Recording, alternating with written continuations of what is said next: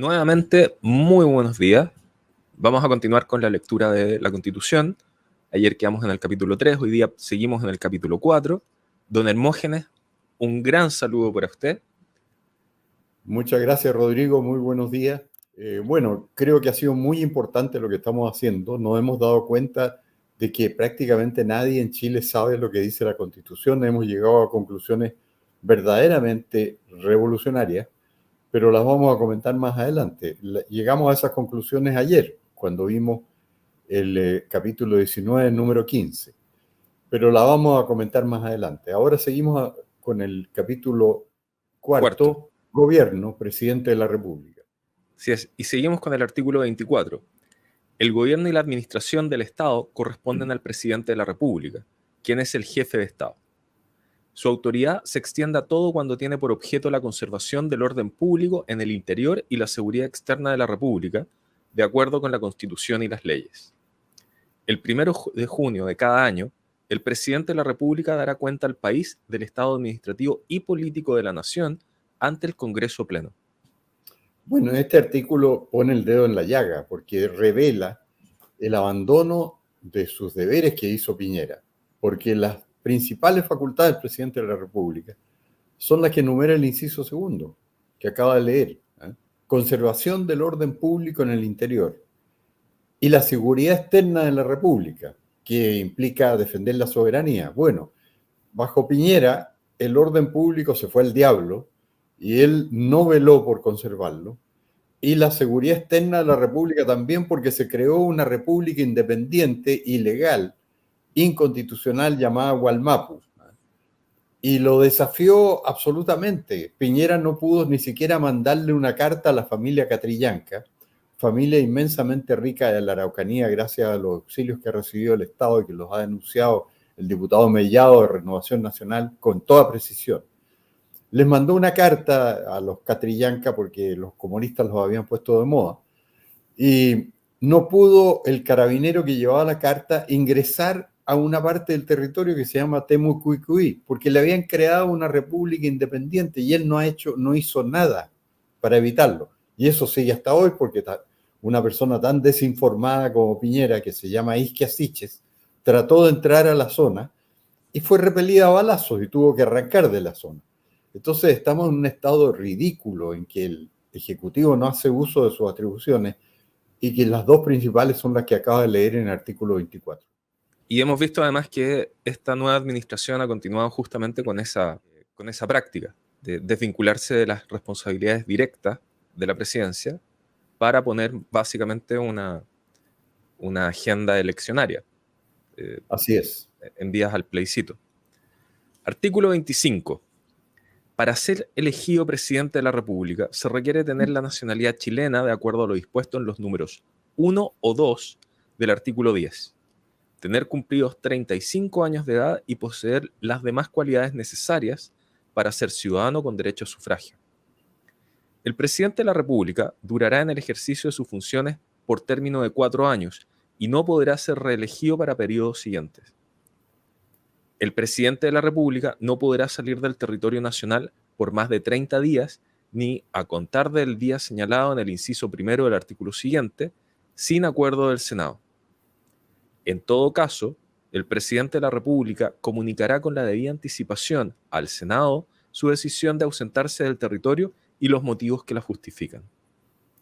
Bueno, este artículo pone de manifiesto lo ridícula que es la vida política en Chile, porque ni Sebastián Piñera ni Gabriel Boric podrían haber sido presidente de la República si se hubiera aplicado esta disposición de la Constitución, porque los dos deberían haber perdido su derecho a sufragio. Sebastián Piñera, porque debería haber sido procesado por el tema de los aportes ilegales de dinero en las campañas, porque él había recibido un aporte de Soquimich y de otras empresas, de Aguas Andinas, etcétera, que dedicó a pagar no sus gastos electorales, sino a sus ejecutivos de Chilevisión, que era de él en ese tiempo, que eran los dos principales ejecutivos del canal. Y ellos lo reconocieron públicamente, está todo eso publicado, particularmente en El Mostrador. Y sin embargo, Piñera logró que los tribunales procesaran por eso al gerente de su compañía, que era mandado pero no culpado, no debería haber sido culpado, que se llamaba Santiago Valdés. Y todos los diarios decían que Santiago Valdés le había pagado a estos ejecutivos de Chilevisión y nadie mencionaba a Piñera. Y yo solitariamente en mi blog decía, pero sí, el que manda ahí es Piñera y él debería haber sido procesado porque él ordenó pagarles a sus ejecutivos con las plata recibidas de estas empresas. Y el proceso seguía, según los diarios, contra Santiago Valdés. Finalmente lograron arreglarlo, pero el propio Santiago Valdés, que era una persona honorable, que lo único que había hecho era obedecer instrucciones del dueño de la empresa de la cual era gerente, en una oportunidad se encontró conmigo, no me dijo nada porque no podía decirme nada, pero me dio la mano, me sonrió y tácitamente me agradeció todo lo que yo decía, porque yo decía que él era inocente, que había cumplido una instrucción de su jefe Piñera, y que la instrucción de su jefe Piñera significaba que Piñera debía haber sido procesado por eso y debería haber perdido su derecho a sufragio por estar acusado de un delito que merecía pena aflictiva y no podría haber sido candidato a la presidencia. Bueno, y todo esto se aplica a Gabriel Boric, que si se hubieran aplicado la Constitución y las leyes, no podría haber sido candidato presidencial porque había incurrido en un delito al promover la violencia política y el gobierno de Piñera debió haberse querellado contra él y debió haber estado procesado y acusado por delito que merecía pena fictiva y no podría haber sido candidato presidencial. Conclusión, si en Chile alguna vez se aplicaran la Constitución y las leyes, ninguno de los dos últimos presidentes podría haber asumido el cargo. Artículo 26. El presidente será elegido en votación directa y por mayoría absoluta de los sufragios válidamente emitidos. La elección se efectuará conjuntamente con la de parlamentarios, en la forma que determine la ley orgánica constitucional respectiva. El tercer domingo de noviembre del año anterior, aquel que deba cesar en el cargo, el que esté en funciones. Si a la elección del presidente de la República se presentaren más de 2 candidatos y ninguno de ellos obtuviera más de la mitad de los sufragios válidamente emitidos, se procederá a una segunda votación que se circunscribirá a los candidatos que hayan obtenido las 2 más altas mayorías relativas y en ella resultará electo aquel de los candidatos que obtengan mayor número de sufragios. Esta nueva votación se verificará en la forma que determina la ley, el cuarto domingo después de efectuada la primera. Para los efectos de lo dispuesto en los 2 incisos precedentes, los votos en blanco y nulos se considerarán como no emitidos. En el caso de muerte de uno o de ambos candidatos a que se refiere el inciso segundo, el presidente de la República convocará a una nueva elección dentro del plazo de 10 días, contado desde la fecha del deceso. La elección se celebrará 90 días después de la convocatoria si ese día correspondiera a un domingo. Si así no fuere, ella se realizará el domingo inmediatamente siguiente. Si expirase el mandato del presidente de la República en ejercicio antes de la fecha de asunción del presidente que se elija en conformidad al inciso anterior, se aplicará, en lo pertinente, la norma contenida en el inciso primero del artículo 28. Bueno, este es un buen artículo que introdujo la segunda vuelta presidencial, que era una cosa que demandaba la política chilena porque quedaba entregada a los partidos políticos la elección de presidente, como sucedió en el caso de Allende, en que negociaron ambos candidatos, hubo un pacto secreto, Allende-Tomic, y eso desvirtuó completamente la situación real política del país, porque si hubiera habido una segunda vuelta presidencial, con toda certeza la habría ganado Jorge Alessandri, porque el electorado demócrata cristiano, que era más moderado que sus directivas y no era seguidor de Tomic, habría votado por Jorge Alessandri y el presidente electo habría sido Jorge Alessandri con segunda vuelta. Entonces fue una lección de la historia que se incorporó en este artículo 26, que es muy importante. Artículo 27. El proceso de calificación de la elección presidencial deberá quedar concluido dentro de los 15 días siguientes, tratándose de la primera votación, o dentro de los 30 días siguientes, tratándose de la segunda votación. El Tribunal Calificador de Elecciones comunicará de inmediato al presidente del Senado la proclamación del presidente electo que haya efectuado. El Congreso Pleno, reunido en sesión pública el día en que se deba cesar en su cargo el presidente en funciones y con los miembros que asistan, tomará conocimiento de la resolución en virtud de la cual el Tribunal Calificador de Elecciones proclama al presidente electo. En este mismo acto, el presidente electo prestará ante el presidente del Senado juramento o promesa de desempeñar fielmente el cargo de la presidencia de la República, conservar la independencia de la nación, guardar y hacer guardar la Constitución y las leyes, y de inmediato asumirá sus funciones. Bueno, este artículo es importante para recordar por qué es tan buena la actual Constitución, que no hay que meterle mano, a mi juicio. Porque desde el 11 de marzo de 1990 hasta ahora ha funcionado perfectamente el mecanismo de elección de la principal autoridad del país. No ha habido problemas. Han funcionado todos los mecanismos contemplados en la Constitución. O sea, es una Constitución realista y que se adapta a lo que necesita el país. Es la casa de todos en ese sentido. Y por eso hemos tenido los mejores 30 y tantos años, 32 años, de la vida política chilena de siempre. O sea, nunca había habido un ambiente de tranquilidad como el que hemos tenido y que se interrumpió el 18 de octubre por la violencia de extrema izquierda de 2019. O sea, si hay algo que aconseja mantener la Constitución actual y votar rechazo, es ver cómo han funcionado estos artículos. Y el que acabamos de leer es testimonia que es aplicable en la práctica y que es exitoso y que le da al país lo que necesita el país, que es tranquilidad. Don Hermógenes, yo tengo una pregunta con este artículo. Me imagino que por ley se definen sanciones a los presidentes que incumplan su promesa, la promesa de desempeñar fielmente el cargo, conservar la independencia de la nación, guardar y hacer guardar la Constitución y las leyes. Podríamos decir que el presidente Piñera y ciertamente el presidente Boric no han guardado ni la Constitución actual, ni han hecho cumplir las leyes en distintos escenarios, partiendo desde la insurrección del 18, o los actos vandálicos en el sur y en el norte, o la colonización de gente ilegal en el norte. ¿Hay alguna sanción? Sí, bueno, eso está contemplado más adelante en el juicio político que se llama, que es la acusación al presidente de la República, que se inicia en la Cámara de Diputados, sea aprobada en la Cámara, el presidente queda suspendido y el Senado actúa como jurado. Y se refiere justamente al abandono de deberes por parte de esa autoridad.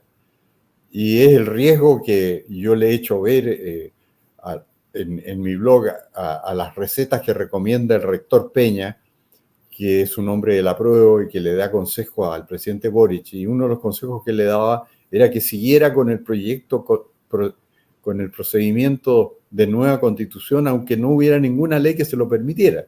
Y eso habría dado lugar a una base, a una acusación constitucional contra Boric. Por suerte parece que han empezado a leer de nuevo la Constitución y se han dado cuenta de que no podía hacer eso Boric. Y él mismo está hablando ahora de que van a presentar un proyecto de reforma constitucional para una nueva constitución, que es lo que corresponde, pero eso todavía tienen que tratarlo el Congreso y no se sabe si lo van a aprobar. Aunque bajen el quórum a 4/7, yo creo que les va a costar juntar los votos para hacer otro procedimiento como el que contemplaba el artículo que ya se aplicó y que determinó los artículos 130 y siguientes de la Constitución, que los vamos a ver cuando terminemos la lectura. Así que el procedimiento para la consulta que me hace es el de el juicio político o acusación constitucional, que lo vamos a ver pronto en este mismo articulado. ¿Qué pasa con los presidentes anteriores? Porque No, el los presidente Piñera no está en ejercicio. Después de 6 meses no pueden ser acusados constitucionalmente. Pues sí podrían haber sido acusados hasta 6 meses después de dejar el cargo, pero no han sido acusados y ya pasó la oportunidad. Símbolo de la inmadurez de la política chilena. Claro. Artículo 28. Si el presidente electo se hallara impedido para tomar posesión del cargo, asumirá, mientras tanto, con el título de vicepresidente de la República, el presidente del Senado, a falta de este, el presidente de la Cámara de Diputados, y a falta de este, el presidente de la Corte Suprema. Con todo, si el impedimento del presidente electo fuera absoluto o debiera durar indefinidamente, el vicepresidente, en los 10 días siguientes al acuerdo del Senado adoptado en conformidad al artículo 53, número 7, convocará una nueva elección presidencial que se celebrará 90 días después de la convocatoria, si ese día correspondiera a un domingo. Si así no fuere, ella se realizará el domingo inmediatamente siguiente. El presidente de la República, así elegido, asumirá sus funciones en la oportunidad que señale esa ley y durará en el ejercicio de ellas hasta el día en que se le habría correspondido cesar en el cargo al electo que no pudo asumir y cuyo impedimento hubiera motivado la nueva elección.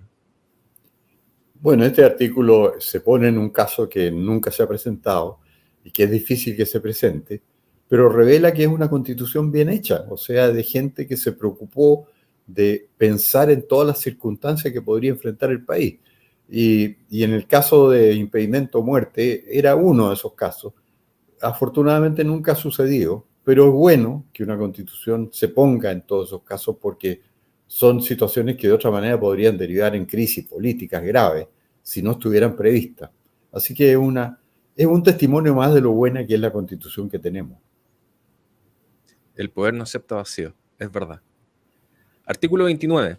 Si por impedimento temporal, sea por enfermedad, ausencia del territorio u otro grave motivo, el presidente de la República no pudiera ejercer su cargo, le subrogará, con el título de vicepresidente de la República, el ministro titular a quien corresponda de acuerdo con el orden de precedencia legal. A falta de este, la subrogación corresponderá al ministro titular que siga en ese orden de precedencia y, a falta de todos ellos, le subrogarán sucesivamente el presidente del Senado, el presidente de la Cámara de Diputados y el presidente de la Corte Suprema. En caso de vacancia del cargo de presidente de la República, se producirá la subrogación como en las situaciones del inciso anterior y se procederá a elegir sucesor en conformidad a las reglas de los incisos siguientes. Si la vacancia se produjere faltando menos de 2 años para la próxima elección presidencial, el presidente será elegido por el Congreso Pleno por la mayoría absoluta de los senadores y diputados en ejercicio. La elección por el Congreso será hecha dentro de los 10 días siguientes a la fecha de vacancia y elegido asumirá su cargo dentro de los 30 días siguientes. Si la vacancia se produjere faltando 2 años o más para la próxima elección presidencial, el vicepresidente, dentro de los 10 primeros días de su mandato, convocará a los ciudadanos a elección presidencial para 120 días después de la convocatoria. Si ese día correspondiera a un domingo, si así no fuere, ella se realizará el domingo inmediatamente siguiente. El presidente que resulte elegido asumirá su cargo el 10º día después de su proclamación. El presidente elegido, conforme a alguno de los incisos precedentes, durará en el cargo hasta completar el periodo que restaba a quien se reemplace y no podrá postular como candidato a la elección presidencial siguiente. Bueno, este es otro testimonio de una constitución bien hecha, porque se pone en todos los casos. Y en todos los gobiernos anteriores, en momentos críticos, se ha analizado mucho este artículo porque la gente pensaba qué pasaría si hubiera una acusación constitucional, por ejemplo, contra Piñera, que la hubo. Si fuera exitosa, ahí se aplicaba este artículo. Quedaban menos de 2 años para que termine su periodo, y entonces, ¿quién va a ser el próximo presidente? Y en los cálculos de los corrillos políticos siempre se recurría a este artículo para decir, el presidente sería tal ministro, o si no hubiera tal ministro en ese momento, sería el presidente del Senado. Así que es un artículo muy completo para el caso de que el presidente en ejercicio no pueda continuar en su cargo. Artículo 30. El presidente cesará en su cargo el mismo día en que se complete su periodo y le sucederá al recientemente elegido. El que haya desempeñado este cargo por el periodo completo asumirá inmediatamente y de pleno derecho la dignidad oficial de expresidente de la República. En virtud de esa calidad, le serán aplicables las disposiciones de los incisos segundo, tercero y cuarto del artículo 61 y el artículo 62. No le alcanzará el ciudadano que llegue a ocupar el cargo de presidente de la República por vacancia del mismo, ni que hayan sido declarados culpables en juicio político seguido en su contra. El presidente de la República que asuma alguna función remunerada con fondos públicos dejará, en tanto la desempeñe, de percibir la dieta, manteniendo en todo caso el fuero. Se exceptúan los empleos docentes y las funciones o comisiones de igual carácter de la enseñanza superior, media y especial. Bueno, esto es un premio que se autoconfirieron los políticos para los expresidentes de la República, que tienen una jubilación privilegiada porque tienen un sueldo millonario, tienen equivalente a la dieta parlamentaria, tienen garantías de toda clase, tienen un ítem de gasto. Yo creo que en algún momento se estudió esto y andaba por ahí por los 39 millones de pesos al mes. Y no es una cosa de mi gusto, o sea, creo que es de mal gusto que se hayan auto-otorgado los capos políticos esta jubilación preferente a costa del erario. Y la pagamos todos los contribuyentes. Yo sería una de las normas que podría considerar derogar si hubiera una buena reforma constitucional. Don Hermógenes, esto tengo entendido nació con el presidente Frey por la situación del presidente Elwin, del expresidente Elwin. La verdad es que no recuerdo bien la historia de esa disposición, pero siempre me pareció un privilegio excesivo que se acordaron los expresidentes de la República. Artículo 31. El presidente designado por el Congreso Pleno o, en su caso, el vicepresidente de la República, tendrá todas las atribuciones que esta Constitución confiere al presidente de la República. Bueno, eso no merece mayor comentario. Es más o menos obvio. Si no hubiera existido, habría sido igual. Artículo 32. Son atribuciones especiales del presidente de la República.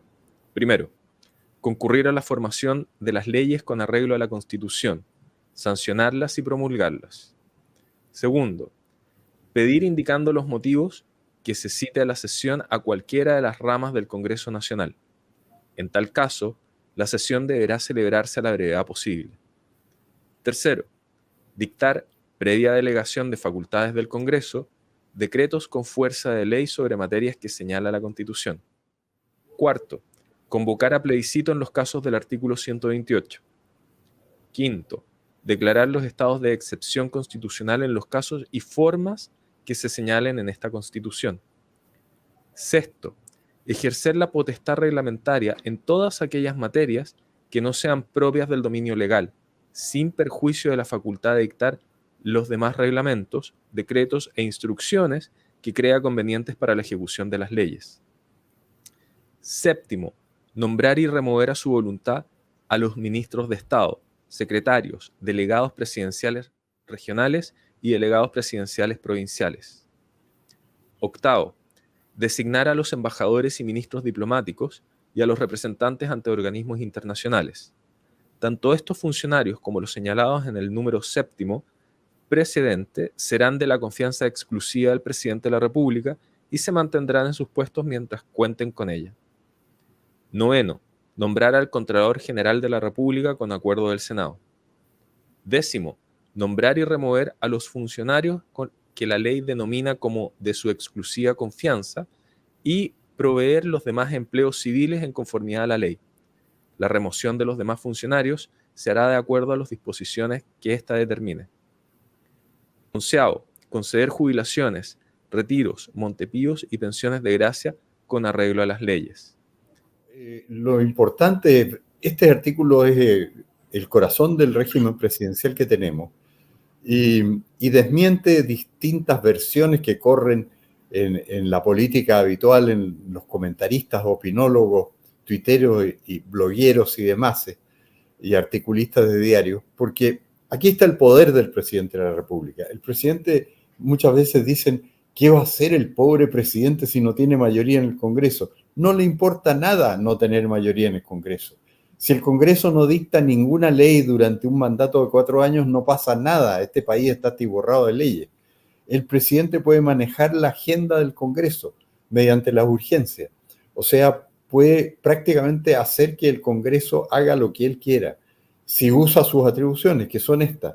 Con la potestad reglamentaria puede además gobernar al país porque con las leyes que tiene, que son como 23.000, el país tiene de más para funcionar sin que se dicte ninguna ley. A lo mejor sería bueno que hubiera un periodo completo legislativo dedicado a revisar las leyes que hay que derogar más que a dictar nuevas leyes. O sea, con lo que hemos leído, el presidente de la República puede manejar perfectamente el país sin que el Congreso apruebe ni una sola ley, porque él maneja el país con la potestad reglamentaria y con la atribución que tiene de manejar mediante las urgencias el orden del día y la tabla de las actividades parlamentarias. Entonces, esto es el corazón del régimen presidencial chileno. Un presidente que se acoja a la letra de esta Constitución puede gobernar perfectamente, aunque tenga todo el Congreso en contra.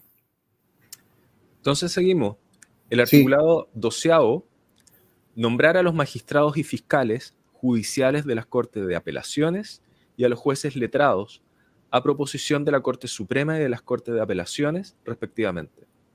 A los miembros del Tribunal Constitucional que le corresponde designar y a los magistrados y fiscales judiciales de la Corte Suprema y al fiscal nacional a proposición de dicha Corte y con acuerdo del Senado. Todo ello conforme a lo prescrito en esta Constitución. 13º, velar por la conducta ministerial de los jueces y demás empleados del Poder Judicial y requerir, con tal objeto, a la Corte Suprema para que, si procede, declare su mal comportamiento o al Ministerio Público para que reclame medidas disciplinarias del tribunal competente o para que, si hubiera mérito bastante, entable la correspondiente acusación. 14º, otorgar indultos particulares en los casos y formas que determine la ley. El indulto caso que no se haya dictado sentencia ejecutoriada en el respectivo proceso. Los funcionarios acusados por la Cámara de Diputados y condenados por el Senado solo pueden ser indultados por el Congreso. 15º, conducir las relaciones políticas con las potencias extranjeras y organismos internacionales y llevar a cabo las negociaciones, concluir, firmar y ratificar los tratados que estime conveniente para los intereses del país, los que deberán ser sometidos a la aprobación del Congreso conforme a lo prescrito en el artículo 54, número 1. Las disposiciones o deliberaciones sobre estos objetos serán secretas si el presidente de la República así lo exigiere. 16º, designar y remover a los comandantes en jefe del Ejército, de la Armada, de la Fuerza Aérea y al Director General de Carabineros en conformidad al artículo 104 y disponer los nombramientos, ascensos y retiro de los oficiales de las Fuerzas Armadas y de Carabineros en la forma que la señala el artículo 105. 17º, disponer de las fuerzas de aire, mar y tierra, organizarlas y distribuirlas de acuerdo con las necesidades de la seguridad nacional. 18º, asumir, en caso de guerra, la jefatura suprema de las Fuerzas Armadas. 19º, declarar la guerra, previa autorización por ley, debiendo dejar constancia de haber oído al Consejo de Seguridad Nacional y, 20º, cuidar de la recaudación de las rentas públicas y decretar su inversión con arreglo a la ley. El presidente de la República, con la firma de todos los ministros de Estado, podrá decretar pagos no autorizados por la ley para atender necesidades impostergables derivadas de calamidades públicas, de agresión exterior, de conmoción interna, de grave daño o peligro para la seguridad nacional o del agotamiento de los recursos destinados a mantener los servicios que no puedan paralizarse sin serio perjuicio para el país. El total de los giros que se hagan con estos objetos no podrán exceder anualmente el 2% del monto de los gastos que autorice la ley de presupuesto. Se podrá contratar empleados con cargo a esta misma ley, pero sin que el ítem respectivo pueda ser incrementado ni disminuido mediante traspasos. Los ministros de Estado o funcionarios que autoricen o den curso a gastos que contravengan lo dispuesto en este número serán responsables solidaria y personalmente de su reintegro y culpables del delito de malversación de caudales públicos. Bueno, este artículo es importantísimo y destaco el número 13, que le da al presidente la facultad de velar por la conducta ministerial de los jueces. La conducta ministerial de los jueces es cómo los jueces fallan. Y en Chile hemos visto que los jueces fallan contra derecho y que si hubiera habido un presidente de derecha en realidad, aquí no habría habido ninguna venganza contra los militares, no tendríamos presos políticos militares como tenemos hoy, no tendríamos la prevaricación constante y el verdadero Transantiago que se ha producido con los pagos que son de más de 10.000 millones de dólares hasta la fecha de indemnizaciones a la guerrilla, todo lo cual fue favorecido por Piñera, porque Piñera para todos los efectos fue un presidente de izquierda, o sea, él es un esclavo vicario de las consignas del Partido Comunista. Él debería haber observado desde el primer momento que los jueces estaban fallando contra derechos. No debería haber habido ni un solo preso político militar. Por si todavía la Corte Suprema no hubiera obedecido a lo que él podía decirle, porque él, de acuerdo con este número 13, debería haber requerido a la Corte Suprema para que declarara el mal comportamiento de los jueces que no aplicaban las leyes, que no aplican las leyes. No lo hizo. Pero además, él tenía la facultad de indultar a todos los condenados injusta e ilegalmente. Tampoco lo hizo, todo lo contrario. Los abogados que tenía Piñera en el Ministerio del Interior eran todos perseguidores de militares. Las querellas contra militares cuando se inició el periodo de Piñera eran 300. Él las llevó a 1.300 porque triplicó las que habían. Fue un gran perseguidor de los militares y el causante de que hay en Chile en este momento 230 aproximadamente presos políticos militares condenados ilegalmente. Muy fácil de probar. Yo esto me encargué de hacerlo patente una vez que enfrenté al juez Alejandro Solís, que es el que más faltaba a la legalidad en los juicios contra militares, y lo obligué a confesar en el programa El Informante de Televisión Nacional que él para condenar recurría a una ficción jurídica. O sea, confesó que atropellaba la ley en sus juicios porque los jueces tienen que probar el delito y la culpabilidad del procesado y no pueden fingir el delito. Entonces, todo el escándalo que ha habido en esta materia en Chile ha sido culpa de Piñera por no usar las atribuciones que le daba este número 13 y el siguiente número que lo autoriza para indultar. Aquí no debería haber un solo político preso político militar y si los hay es por culpa del gobierno de Sebastián Piñera. Don Hermógenes, el articulado 20, el 20º, cuidar de la recaudación de las rentas públicas. Yo tengo entendido que el presupuesto de la Nación del 2020 era alrededor de 75.000 millones de dólares. De eso hubo un aumento de alrededor de 20.000 millones de dólares de gastos que fueron por fuera, entre bonos, beneficios, arreglos extraños, que supera con creces el 2% que acá se está mencionando. ¿Eso es materia de algún tipo de denuncia constitucional contra el presidente? No, porque esto es distinto. Todos esos gastos que usted se refiere fueron leyes. Leyes que fueron inconstitucionales porque eran de iniciativa exclusiva del presidente, en el caso de los retiros de fondos previsionales, por ejemplo, eran leyes de iniciativa exclusiva del presidente y la hicieron los parlamentarios, pasando por sobre la Constitución. Por eso vivimos en un régimen de facto, que el senador Quintana lo llama parlamentarismo de facto. Si en Chile no tenemos democracia real, legal, no estamos viviendo bajo un régimen constitucional, estamos en un régimen de facto. ¿Por qué no se aplican las leyes? Este 2% es una facultad del presidente para gastar más de lo que la ley lo autoriza, hasta 2% en esos casos de emergencia. La gente cree que es una cosa extra como que existe, pero no existe. Esto es un déficit, nada más.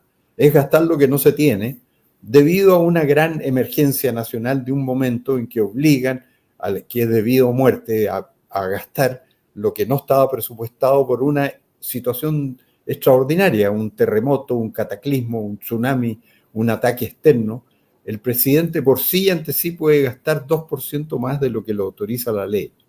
Los otros casos eran distintos porque han sido leyes, si bien ilegales, inconstitucionales, han sido leyes, no han sido responsabilidad exclusiva del presidente. Perfecto. Ministros de Estado. Artículo 33. Los ministros de Estado son los colaboradores directos e inmediatos del presidente de la República en el gobierno y administración del Estado. La ley determinará el número y organización de los ministerios, como también el orden de precedencia de los ministros titulares. El presidente de la República podrá encomendar a uno o más ministros la coordinación de la labor que corresponde a los secretarios de Estado y a las relaciones del gobierno con el Congreso Nacional. Bueno, esto es la materialización de un sueño chileno completamente irreal, porque en Chile la gente cree que si se crea un ministerio se soluciona el problema. Y uno se pregunta por qué no han creado el Ministerio de la Felicidad para que seamos todos felices. Porque en el siglo XIX los ministerios eran 5 y la demagogia fue aumentando su número y hoy día tenemos 23 y están creando por lo menos uno más que quieren crear el Ministerio de Seguridad Pública, que por supuesto que es inútil porque la seguridad pública está a cargo del Ministerio del Interior y es una subsecretaría en este momento. Y han creado toda clase de ministerios inútiles, hasta llegar a 23 creo que son ahora.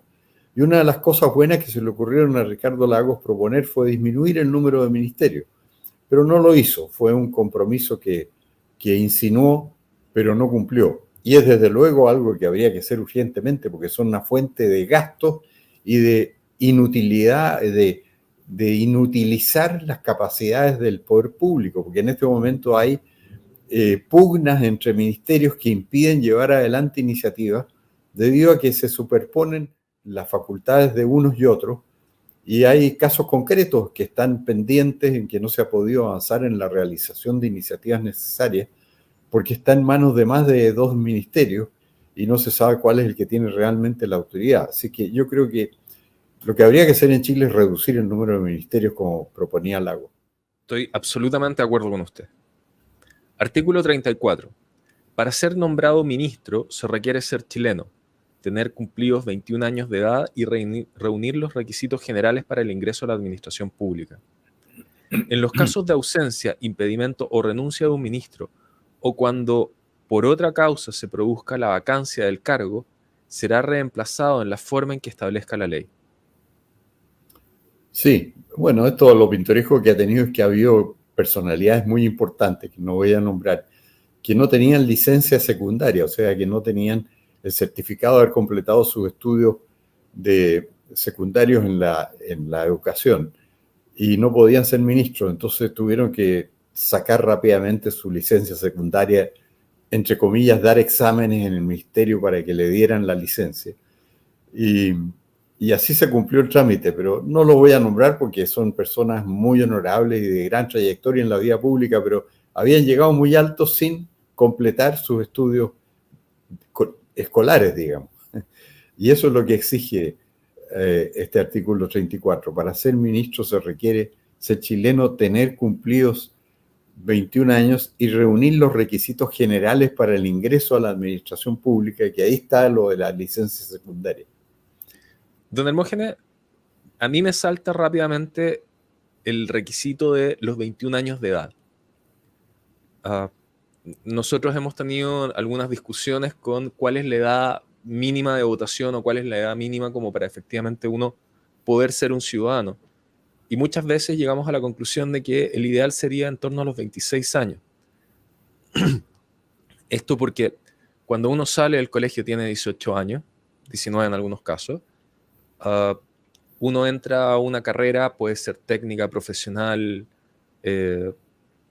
o alguna otra, y digamos que una carrera universitaria promedio son 5 años, sale de 18, entra a la universidad, sale de 23, supongamos que 2 o 3 años mínimo para poder trabajar y conocer el mundo laboral, el mundo real, donde no está protegido por los papás, no está en una irrealidad universitaria, y luego uno ya tiene algún elemento como para poder compartir con la sociedad. Me parece un poco irrisorio ver que dice 21 años de edad para ser nombrado ministro. ¿Cuál sería su...? Yo estoy de acuerdo. Creo que sería una muy apropiada reforma constitucional que se podía proponer, que es una de las buenas reformas que podrían proponerse. Yo estoy de acuerdo con todo el raciocinio de Rodrigo. Artículo 35. Los reglamentos y decretos del presidente de la República deberán firmarse por el ministerio respectivo y no serán obedecidos sin este esencial requisito. Los decretos e instrucciones podrán expedirse en una sola firma del ministro respectivo, por orden del presidente de la República, en conformidad a las normas que al efecto establezca la ley. Sí, es una norma razonable de buena administración nomás. Artículo 36. Los ministros serán responsables individualmente de los actos que firmaren y solidariamente de los que suscribieran a acordaran con otros ministros. Sí, eso tiene importancia en caso de que haya particulares que se consideren sus derechos atropellados y para actuar ante la justicia.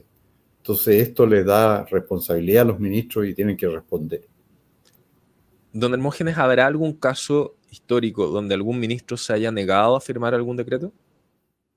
Bueno, claro, ha habido casos, por ejemplo, en el gobierno de, entiendo que fue en el gobierno de Frei Ruiz Tagle, que el ministro Lagos se negaba a firmar el decreto de la construcción de Punta Peuco, porque no quería que los militares tuvieran un penal aparte. Y eso provocó todo un incidente político, pero al final firmó y, y se tranquilizó. Pero él por razones políticas, porque Lagos es esencialmente un político. A él le gusta que le digan, y muchos le dicen repúblico. Yo no sé por qué le dicen repúblico cuando está generalmente equivocado. Él era partidario, según su principal libro, de que todos los medios de producción pasaran a manos del Estado, que es más o menos lo que quiere el apruebo ahora. Esa fue su Bueno, tesis de grado, me acuerdo. claro, pero fue el libro Pero, más vendido de todos los que ha escrito, se llamaba La concentración del poder económico. Lo sí. tengo aquí detrás de mí. Don Hermógenes, ¿el ministro de Salud es responsable del daño económico que sus medidas sanitarias hayan ejercido? No, no es responsable mientras no sea condenado por algún tribunal a eso, pero así de buenas a primeras no. Artículo 37. Los ministros podrán, cuando lo estimen conveniente, asistir a las sesiones de la Cámara de Diputados o de Senado y tomar parte en sus debates con preferencia para hacer uso de la palabra, pero sin derecho a voto. Durante la votación, podrán, sin embargo, rectificar los conceptos emitidos por cualquier diputado o senador al fundamentar su voto. Sin perjuicio de lo anterior, los ministros deberán concurrir personalmente a las sesiones especiales que la Cámara de Diputados o el Senado convoquen para informarse sobre asuntos que, pertenecientes al ámbito de las atribuciones de las correspondientes secretarías de Estado, acuerden tratar. Bueno, esto es una disposición importante porque obliga a los ministros a responder, digamos. Tienen que ir y son interpelados y tienen que dar cuenta. Y eso me parece saludable. Me parece que es una forma de limitar el poder presidencial que es muy grande bajo la actual Constitución y que está bien. Ha sido muy usado por la ministra Siches y el ministro Jackson. Claro. Bueno, y también por el Congreso para obligarlos a exponer sus puntos de vista o criticarlos o someterlos a interrogatorios que los ponen bajo el foco de la opinión pública y que son, digamos, peleas de espada, son espadachines ante en el escenario público, en que tienen que decir todo. Yo soy partidario de que los parlamentarios tengan esas atribuciones y hay casos muy comentados en la historia política chilena en que todas estas comisiones investigadoras parlamentarias, en fin, al final, en ese seno, en el seno de ese debate, la opinión pública lo puede saber todo. Por ejemplo, me acuerdo que en el famoso caso de los que llamaban pinocheques, que fueron una cuestión en que yo no estuve de acuerdo en que el presidente Pinochet hubiera intervenido, en que un hijo de él actuó como agente en la compra de una fábrica de armamentos para el ejército. Eso se aclaró completamente en las comisiones parlamentarias, salió in extenso publicado en el diario de La Nación. Yo lo leí completo y la conclusión de los parlamentarios fue que el negocio había sido bueno para el ejército y fue en el fondo importante la comisión parlamentaria para que si alguna vez se estudia a fondo ese tema de los pinocheques, se diga que realmente no hubo responsabilidad de algún perjuicio fiscal por parte del entonces presidente Pinochet. O sea, la comisión parlamentaria sirvió para absolverlo de culpa, como esto se resuelve en Chile habitualmente a nivel de nada más que de consignas y de dicho, la gente no lo sabe. Pero si alguien se toma el trabajo de leer todas las sesiones de las comisiones investigadoras, ahí está todo. Y eso es muy bueno. Y aprovecho la coyuntura para decir que, por ejemplo, cuando se habla de los detenidos desaparecidos, ¿por qué no han formado una comisión investigadora de eso? Porque saben el resultado. Si los detenidos desaparecidos no existen en este momento. Pero una comisión investigadora de la Cámara de Diputados llevaría a esa conclusión, y por eso que nunca la han formado en 30 y tantos años. Lo que pasa es que hasta hace muy poco el señor Baradit no estaba disponible para la comisión. Pero no se preocupe, ahora con él vamos a encontrar todo. ¿Ah? Vamos a tener la historia clara. Artículo 37 bis. A los ministros les serán aplicables las incompatibilidades establecidas en el inciso primero del artículo 58. Por el solo hecho de aceptar el nombramiento, el ministro cesará en el cargo, empleo, función o comisión incompatible que desempeñe. Durante el ejercicio de su cargo, los ministros estarán sujetos a la prohibición de celebrar o caucionar contratos con el Estado, actuar como abogados o mandatarios en cualquier clase de juicio o como procurador o agente en gestiones particulares de carácter administrativo, ser director de bancos o de alguna sociedad anónima y ejercer cargos de similar importancia en estas actividades. Bueno, estas inhabilidades e incompatibilidades son importantes para que los ministros tengan independencia y no defiendan intereses particulares. Está bien. Don Hermógenes, perdón, me topé con la palabra caucionar. Como Sí. usted sabe, yo no soy abogado, probablemente muchos de nuestros escuchantes, oyentes, videntes, tampoco. ¿Qué significaría caucionar? Ser responsables, respaldar en el fondo, garantizar. Perfecto. No pueden garantizar Perfecto. contratos. Bases generales de la administración del Estado. Artículo 38.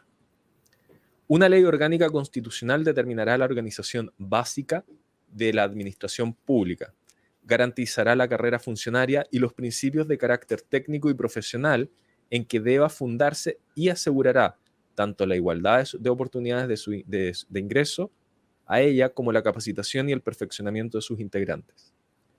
Cualquier persona que sea lesionada en sus derechos por la administración del Estado, de sus organismos o de las municipalidades, podrá reclamar ante los tribunales que determine la ley, sin perjuicio de la responsabilidad que pudiera afectar al funcionario que hubiera causado el daño.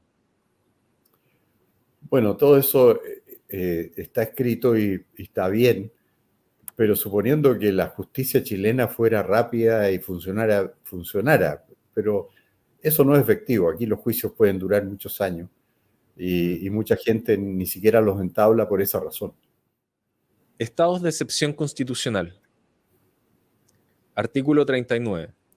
El ejercicio de los derechos y garantías que la Constitución asegura a todas las personas solo puede ser afectado bajo las siguientes situaciones de excepción: guerra externa o interna, conmoción interior, emergencia y calamidad pública, cuando afecten gravemente el normal desenvolvimiento de las instituciones del Estado. Bueno, estos son los famosos estados de excepción que no contempla el proyecto de la propuesta constitucional de la Convención y son necesarios en casos de emergencia. Y son lo que se señala ahí, que el estado de asamblea en el caso de guerra externa, el estado de sitio en el caso de conmoción interior y el estado de emergencia en casos de alteraciones graves del orden público y el estado de catástrofe cuando son calamidades naturales, digamos, que son básicamente los 4 estados que hay. Muy bien. Y lo vamos a ir viendo ahora, justamente. Artículo 40. El estado de asamblea en caso de guerra exterior y el estado de sitio en caso de guerra interna o grave conmoción interior lo declarará el presidente de la República con acuerdo del Congreso Nacional. La declaración deberá determinar las zonas afectadas por el estado de excepción correspondiente. El Congreso Nacional dentro del plazo de 5 días contados desde la fecha en que el presidente de la República someta la declaración de estado de asamblea o de sitio a su consideración, deberá pronunciarse aceptando o rechazando la proposición, sin que pueda introducirle modificaciones. Si el Congreso no se pronunciara dentro de dicho plazo, se entenderá que aprueba la proposición del presidente. Sin embargo, el presidente de la República podrá aplicar el estado de asamblea o de sitio de inmediato mientras el Congreso se pronuncia sobre la declaración, pero en este último estado solo podrá restringir el ejercicio del derecho de reunión. Las medidas que adopte el presidente de la República, en tanto no se reúna el Congreso Nacional, podrán ser objeto de revisión por los tribunales de justicia, sin que sea aplicable, entre tanto, lo dispuesto en el artículo 45. La declaración de estado de sitio solo podrá hacerse por un plazo de 15 días, sin perjuicio de que el presidente de la República solicite su prórroga. El estado de asamblea mantendrá su vigencia por el tiempo que se extienda la situación de guerra exterior, salvo que el presidente de la República disponga su suspensión con anterioridad. Bueno, ahí podríamos ver al tiro el artículo 45 para ver cuál es la situación excepcional que contempla este artículo que acaba de leer, porque se refiere al 45. Veámoslo al tiro. Veámoslo al tiro. Artículo 45. Los tribunales de justicia no podrán calificar los fundamentos ni las circunstancias de hecho invocadas por la autoridad para decretar los estados de excepción, sin perjuicio de lo dispuesto en el artículo 39.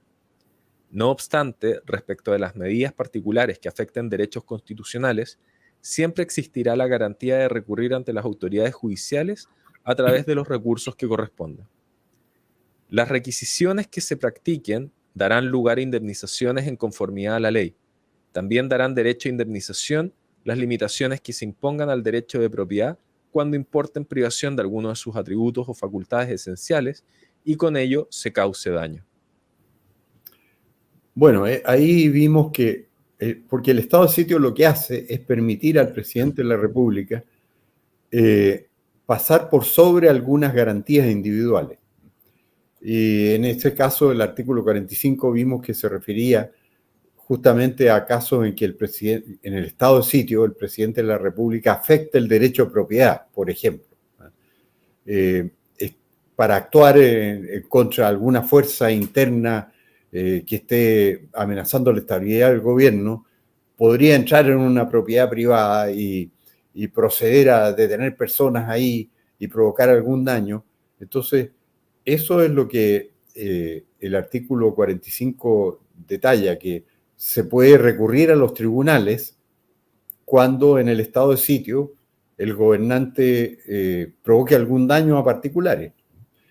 Pero en el fondo el estado de asamblea, que es muy raro porque en caso de guerra exterior, y Chile no ha tenido guerras exteriores durante todo el siglo XX y XXI, en el caso de estado de sitio, que es lo siguiente, es cuando se trata de una conmoción interior, o sea, hay una rebelión interior. Y ahí los gobiernos suelen proceder e ingresar a propiedades que son privadas en persecución de individuos que estén provocando, por ejemplo, una revolución. Y eso es lo que está regulando aquí la Constitución para determinar cuándo se puede proceder ante los tribunales y lo que los tribunales deben observar para acordar indemnizaciones, por ejemplo, o incluso para determinar si el Ejecutivo se ha salido de la Constitución al obrar durante el estado de sitio atropellando garantías individuales. Entonces, son las facultades extraordinarias que necesita un gobierno cuando hay un desafío armado interno. Artículo 41.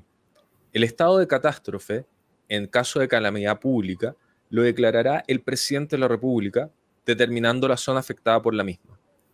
El presidente de la República estará obligado a informar al Congreso de las medidas adoptadas en virtud del estado de catástrofe. El Congreso Nacional podrá dejar sin efecto la declaración transcurridos 180 días desde esta si las razones que la motivaron hubieran cesado en forma absoluta. Con todo, el presidente de la República solo podrá declarar estado de catástrofe por un periodo superior a un año con acuerdo del Congreso Nacional. El referido acuerdo se tramitará en la forma establecida en el inciso segundo del artículo 40. Declarado el estado de catástrofe, las zonas respectivas quedarán bajo la dependencia inmediata del jefe de la Defensa Nacional, que designa el presidente de la República. Este asumirá la dirección y supervigilancia de la jurisdicción con las atribuciones y deberes que la ley señala. Bueno, esto entrega a las leyes la determinación de las atribuciones, pero lo importante, en el estado de catástrofe incluso, es que queda un jefe de la Defensa Nacional a cargo de la supervigilancia del estado de catástrofe con autoridad para mantener el orden público, básicamente. Y esa es la importancia que tiene, que es una delegación de una autoridad civil en una autoridad militar, que es la que tiene el monopolio de las armas en el país y por lo tanto tiene el poder de disolver a grupos que, incluso en el estado de catástrofe, que es para cosas, se supone, derivadas de fenómenos naturales, se podría, por extensión, declarar estado de catástrofe cuando se considera una calamidad pública la actuación de algunos grupos subversivos, por ejemplo. Entonces, es importante todo lo que dice la Constitución porque puede permitir al gobernante civil recurrir a las Fuerzas Armadas para poner orden en zonas, aunque no declare el estado de emergencia, que es algo que han estado considerando en el gobierno, porque tienen como una reticencia política al estado de emergencia. Podrían aprovechar el estado de catástrofe para delegar en la Defensa Nacional la tarea de poner orden en determinadas regiones. Tenemos los casos de Concepción, Talcahuano, el 2010. Recuerdo que hubo otro momento también en otro terremoto, el 2012, si mi memoria no falla. Y tenemos en este momento Colchane y la Araucanía, la macrozona sur. Claro. Artículo 42. El estado de emergencia, en caso de grave alteración del orden público o de grave daño para la seguridad de la nación, lo declarará el presidente de la República, determinando las zonas afectadas por dichas circunstancias. El estado de emergencia no podrá extenderse por más de 15 días, sin perjuicio de que el presidente de la República pueda prorrogarlo. Sin embargo, para sucesivas prórrogas, el presidente requerirá siempre el acuerdo del Congreso Nacional. En referido acuerdo se tramitará en la forma establecida en el inciso segundo del artículo 40. Declarado el estado de emergencia, las zonas respectivas quedarán bajo la dependencia inmediata del jefe de Defensa Nacional, que designa el presidente de la República. Este asumirá la dirección y supervigilancia de su jurisdicción con las atribuciones y deberes que la ley señale. El presidente de la República estará obligado a informar al Congreso Nacional de las medidas adoptadas en virtud del estado de emergencia. Bueno, vemos aquí que básicamente lo que significa el estado de emergencia es que las personas que tienen el monopolio de las armas son las que se hacen cargo del orden público en la zona declarada en estado de emergencia. Y esa es la importancia, que son como este estado se proclama en caso de grave alteración del orden interior. En el fondo es para que los que están usando las armas contra el gobierno sepan que van a tener que enfrentarse al monopolio de las armas que tienen las Fuerzas Armadas, que se supone que son superiores en capacidad combativa a las fuerzas irregulares. Entonces, en el fondo es para que la lucha armada esté regulada y que haya que dar cuenta de ello y que el presidente de la República tenga que informar al Congreso de todo lo que está haciendo para mantener el orden público. En el fondo es para que cuando los que se alzan en armas contra el gobierno sepan que constitucionalmente el gobierno puede usar las armas de que disponen las Fuerzas Armadas y Carabineros para reprimir la violencia ilegal. Todo el tema se discute actualmente, que en el fondo, por el tema de los derechos humanos, se ha logrado anular la capacidad de respuesta del Estado, que es lo que le pasó a Sebastián Piñera, que resultó anulado completamente por primera vez en la historia de Chile, porque todos los demás gobiernos que habían sufrido estallidos insurreccionales los habían reprimido rápidamente. El propio Pinochet en la década del 80 sufrió 17 estallidos insurreccionales y todos duraron un día. Y al final los derrotados fueron los insurrectos, porque fueron derrotados el FPMR comunista y el MIR socialista completamente. Y Pinochet entregó el 11 de marzo del 90 a un país pacificado, en que prácticamente no había incidentes armados en Chile. Y gracias a eso, a que usó los estados de sitio y estados de emergencia para, con la fuerza pública, reprimir a los grupos armados civiles que estaban combatiendo en su contra y que eran muy significativos. Al principio eran más de 20.000. Eso comprobado por las confesiones de Altamirano y por la OEA, que vino a Chile y dijo que habían entrado entre 12 y 15.000 extranjeros clandestinos al país. Bueno, todo eso está documentado. Y todo eso es a lo que ha renunciado los últimos gobiernos, en particular Piñera, que fue vencido por la fuerza subversiva y se rindió ante ellas y entregó la Constitución, que es el tema que en este momento nos divide y nos obliga a votar el 4 de septiembre, para determinar si sigue vigente la presente Constitución, que a medida que la vamos leyendo yo la encuentro cada vez mejor. Don Hermógenes, la discusión de quién es el jefe de defensa nacional se ha abierto desde el periodo anterior del presidente Piñera, ciertamente está discutiéndose en este momento. Yo entiendo por defecto que debe ser el militar a cargo de la zona. Sin embargo, está la discusión de si debe ser el gobernador de la zona o algún representante civil del presidente de la República. ¿Nos puede aclarar eso, por favor? No, yo creo que de acuerdo con la Constitución es un jefe de la defensa, o sea, es una persona uniformada. Ese es el jefe de la zona y lo designa el presidente. Eso está clarísimo en la Constitución. Artículo 43. Por la declaración de estado de asamblea, el presidente de la República queda facultado para suspender o restringir la libertad personal, el derecho de reunión y la libertad de trabajo.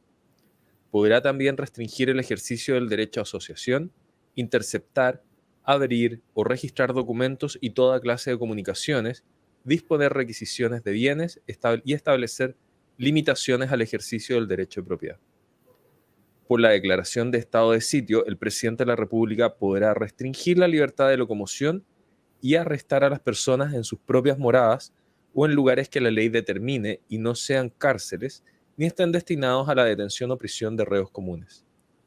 Podrá además suspender o restringir el ejercicio del derecho a reunión. Por la declaración del estado de catástrofe, el presidente de la República podrá restringir las libertades de locomoción y de reunión. Podrá asimismo disponer de requisiciones de bienes, establecer limitaciones al ejercicio del derecho de propiedad y adoptar todas las medidas extraordinarias de carácter administrativo que sean necesarias para el pronto restablecimiento de la norma en la zona afectada. Por la declaración del estado de emergencia, el presidente de la República podrá restringir las libertades de locomoción y de reunión. Bueno, el estado, la efectividad del estado de sitio y el estado de asamblea, desde luego, y el estado de sitio y el estado de emergencia depende de la energía con que el presidente use todas estas atribuciones.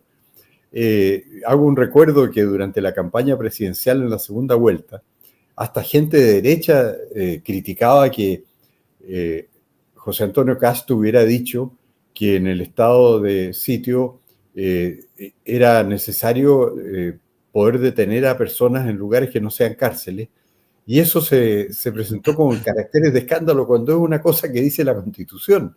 No era que hubiera dicho José Antonio Kast que iba a detener personas en lugares que no sean cárceles.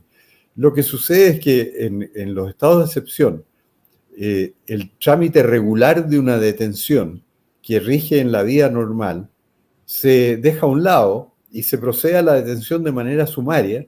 Por eso se llama en lugares que no sean cárceles, porque bajo la vida normal y sin haber estados de excepción, solo se puede detener a una persona con una orden judicial y por lo tanto la orden judicial se despacha, la persona es detenida y se lleva a la cárcel.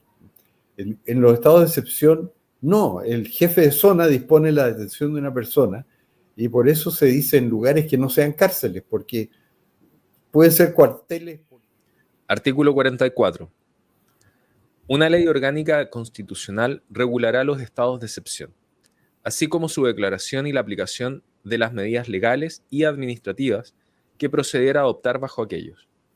Dicha ley contemplará lo estrictamente necesario para el pronto restablecimiento de la normalidad constitucional y no podrá afectar a las competencias y el funcionamiento de los órganos constitucionales ni los derechos e inmunidades de sus respectivos titulares. Las medidas que se adopten durante los estados de excepción no podrán bajo ninguna circunstancia prolongarse más allá de la vigencia de los mismos. Bueno, todo esto está regulado en la ley, ha funcionado. El gobierno del presidente Pinochet, cuando estaba todavía vigente el articulado transitorio de la Constitución, no se había restablecido la plena democracia como fue a partir del 11 de marzo de 1990, tenía más facultades que se las daba un artículo 24 transitorio, que fue muy discutido en ese tiempo, porque le daba bastante más facultades al presidente de la República que las que iba a tener en el periodo de normalidad. Estas son las del periodo de normalidad. Se trata de que pueda restablecer el orden público. Indudablemente, si usa todas sus facultades, puede. Pero el gobierno de Piñera estuvo muy limitado por el tema de los derechos humanos, porque todo el tema de los derechos humanos fue creado en el fondo por la izquierda subversiva mundial para impedir la reacción de las fuerzas gubernamentales contra la subversión. Y un historiador chileno que se llama Claudio Vélez descubrió que el origen de Amnesty International era el Partido Comunista, o sea, era una organización comunista, Amnesty International. Y lo documentó esto en publicaciones. Y justamente Amnesty International lo que buscaba era que los subversivos pudieran quedar lo más impune posible contra la fuerza del Estado. Y han tenido éxito, porque anularon la respuesta de Piñera, y Piñera no pudo responder, sino que tuvo que rendirse. Y por eso estamos en lo que estamos, porque Piñera se rindió y entregó la joya de la corona, que era la Constitución. Bueno, todo eso es lo que vamos a resolver el 4 de septiembre.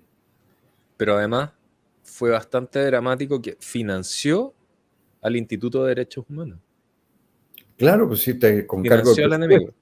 Lo que pasa es que ahora, por una paradoja del destino, un artículo de hoy incluso, de Sergio Mico y de, ¿cómo se llama el otro? Zafirio, exdiputado demócrata cristiano. René Zafirio.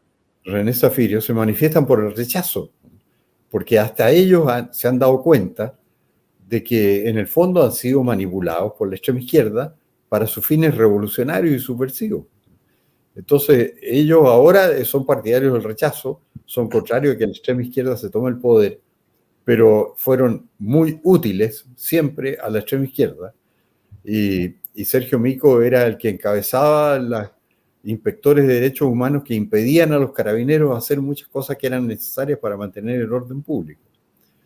Pero bueno, como a veces hay que aprender a palos, él fue víctima al final de la extrema izquierda y hoy aboga por el rechazo.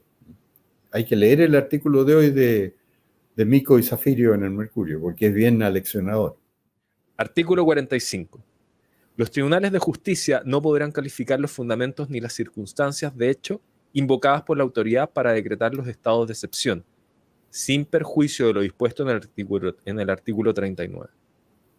No obstante, respecto de las medidas particulares que afecten los derechos constitucionales, siempre existirá la garantía de recurrir ante las autoridades judiciales a través de los recursos que correspondan. Las requisiciones que se practiquen darán lugar a indemnizaciones en conformidad a la ley. También darán derecho a indemnización las limitaciones que se impongan al derecho de propiedad cuando importen privación de alguno de sus atributos o facultades esenciales y con ello se cause daño. Bueno, lo que pasa es que paga Moya, siempre paga Moya. Dejan abierta la posibilidad de demandar al Estado por situaciones generadas a través a raíz de los estados de excepción, y dejan abierta la vía para, mediante tribunales, obtener indemnizaciones por daños provocados por medidas de emergencia de la autoridad. Y Moya somos todos nosotros. Claro.